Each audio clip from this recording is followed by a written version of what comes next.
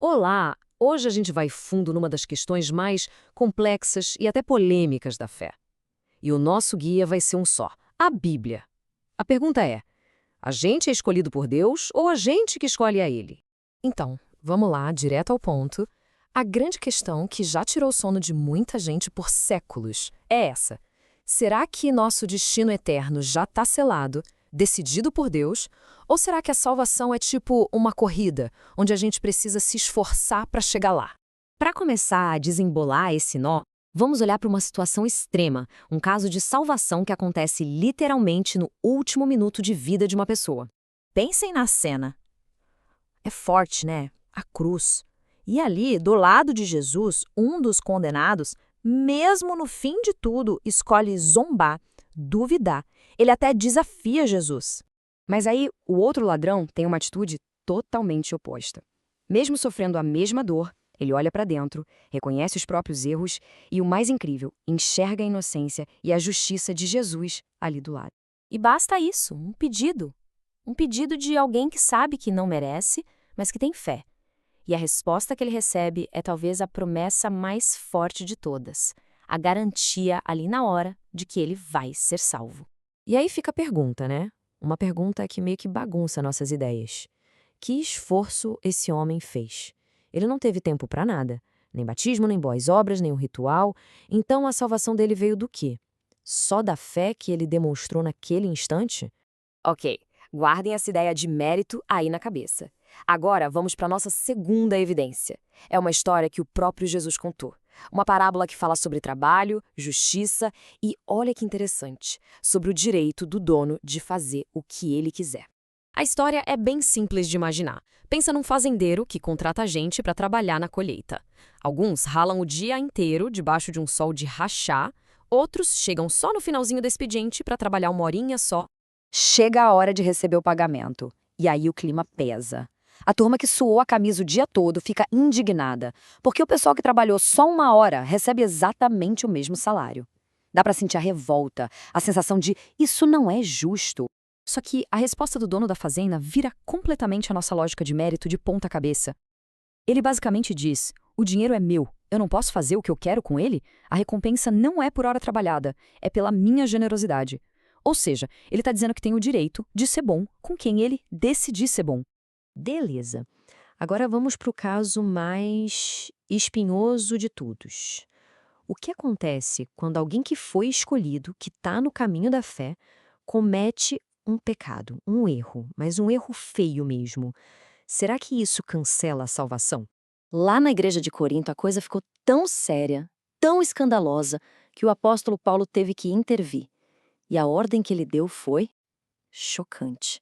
Mas é nessa ordem que a gente descobre um princípio incrível sobre como Deus lida com os seus, mesmo quando eles pisam na bola. Olha só que coisa, parece até contraditório, né? Entreguem esse homem para destruição, para que o espírito dele seja salvo. É um paradoxo.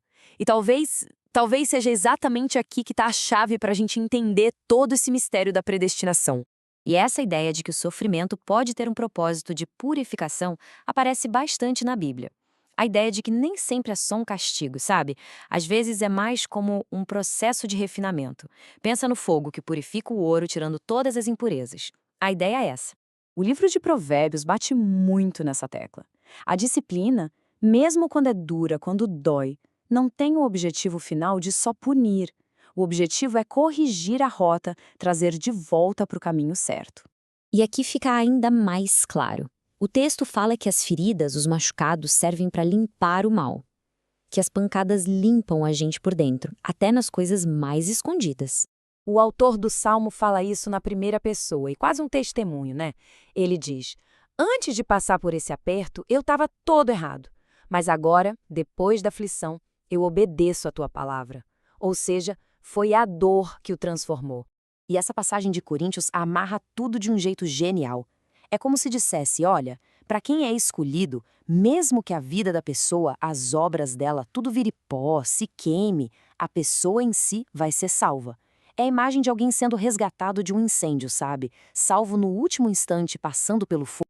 Ok, então com essa ideia do salvo pelo fogo em mente, Vamos agora olhar para os textos que apresentam essa doutrina de forma mais direta, mais fundamental.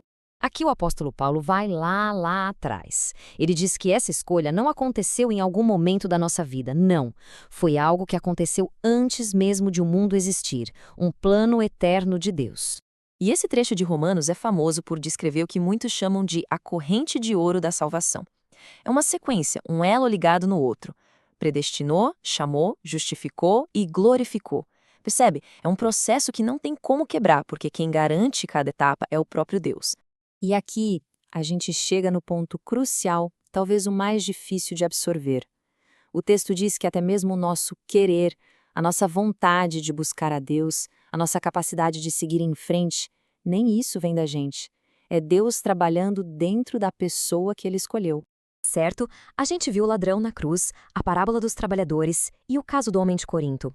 Juntando todas essas peças das Escrituras, qual é o veredito? O que a gente conclui? Parece que todas elas apontam para a mesma direção.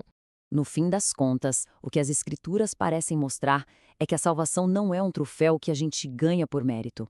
É um presente, um dom, algo que foi garantido pela escolha de Deus lá na eternidade, que é sustentado pelo poder dele e que a gente recebe simplesmente pela fé. E isso tudo nos leva a uma última reflexão que é bem poderosa. Se a salvação é um presente garantido, então qual é o propósito de toda a nossa jornada de fé? Talvez o objetivo não seja lutar para ganhar a salvação, mas sim ser transformado, ser moldado para se tornar a pessoa que Deus desde o início planejou que a gente fosse.